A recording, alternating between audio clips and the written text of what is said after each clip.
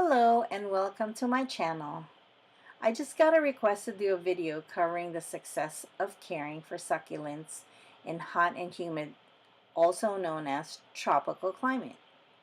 When I think of these places, I think of my birth country, the Philippines, and other neighboring countries in Southeast Asia.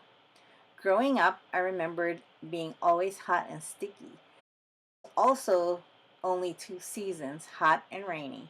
So I decided to do some research as to how drought and sun-loving succulents would be happy in a climate such as this. The common misconception is that all succulents like arid and desert-like environment. While cacti do like these climates, succulents come from an array of climates from native cold in Europe to the high heat of Africa. So it would be safe to shed that common misconception and let us start from scratch. It is important to educate ourselves with the species of succulents that closely matches our climate before we purchase them. However, for a collector and artist like myself, it brings me so much joy to see the variety of succulent species in my garden, even if it means putting forth the extra effort to care for them and to give each the microclimate that it needs. Most echeverias are indigenous to the hot and dry climate desert of Mexico. However, in Central and South America, echeverias thrive in hot and humid climates as well. Echeverias are not only beautiful and grow progressively, they also are very hardy given the right location in your garden. I have a handful of year-old Echeveria blues in my front yard, happy as can be, giving off so many chicks during its life, even though it receives quite a good amount of neglect from me. Last winter, we had a lot of rain, an El Nino, but they survived nicely.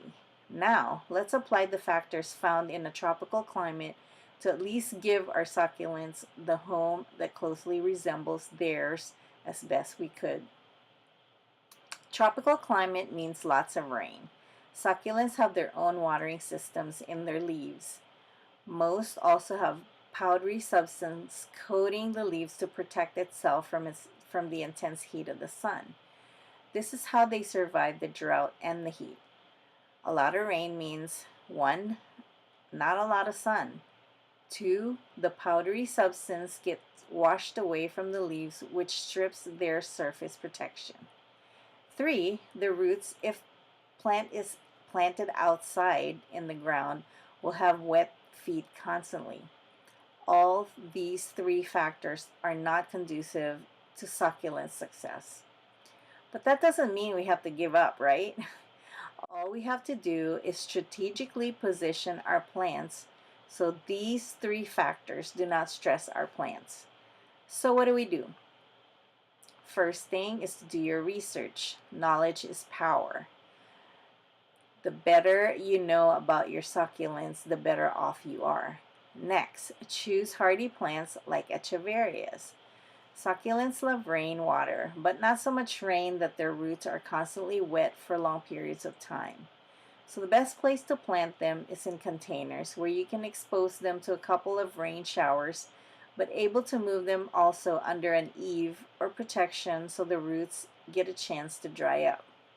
Another solution is to plant them in sandy soil or on a sunny slope so that the water drains away from the roots. And if you insist on planting them in the ground, a 50-50 mix of well-draining soil with gravel and coarse perlite will do. In planters, the ratio is more like 60% cactus mix and 40% perlite or gravel. If the plant will be exposed to rain, you need an even higher percentage of gravel or perlite. Next, know what kind of light your plant needs. While just about all succulents can take any kind of heat, not all of them can take full sun. Also, know what seasons your plants are dormant and limit watering and fertilizer during their dormancy. Ioniums are dormant in the summertime. Using a lot of common sense is crucial when taking care of succulents. Even if they're resilient and only to its indigenous environment, proper care will aid in the success of their growth. Next is humidity. Humidity means there's moisture in the air. Okay, so the more humid the weather, the less we water. Why? Because just like every living thing, we absorb moisture from our outer shell. Our skin, their leaves. Removing this factor will help tremendously for our succulents. In a covered porch where only the sun can filter in without humidity, there is a high probability of success. Outside, plant in shade spot out of intense heat, but not so shady that they won't get enough light. Maybe 4 hours of direct morning sun and afternoon shade.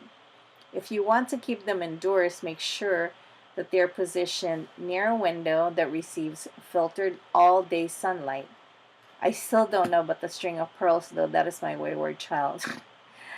Be vigilant in inspecting for disease. High temperature and high humidity can create a lot of disease issues, so stay on the lookout. Treat mealybugs or infestation immediately, even by beheading them and rerooting to start fresh. Use clay pots to allow roots to breathe. Not too much water is needed in this type of pot, maybe half the normal amount or longer time in between watering. Make sure that the soil is totally dry before watering. The best tool you can have is a moisture light and soil meter. I have the link to the one I have in the description. This is an investment that will save you the guesswork and the frustration of not knowing.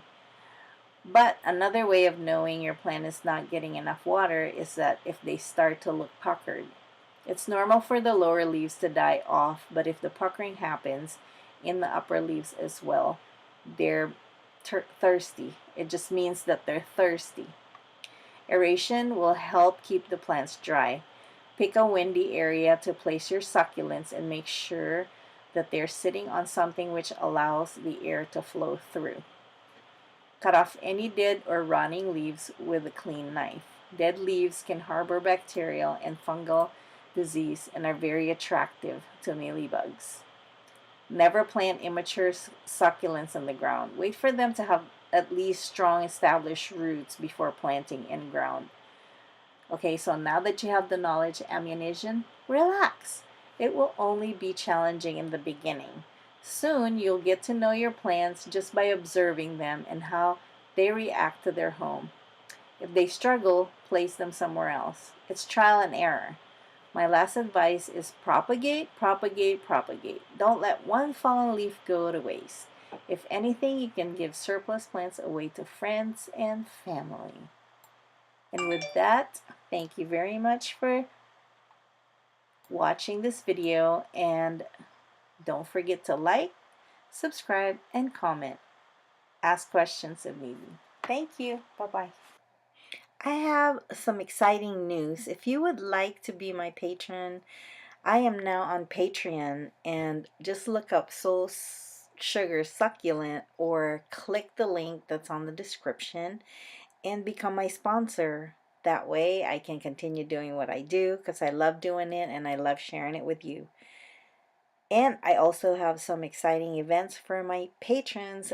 If you sign up, thank you so much and have a great day.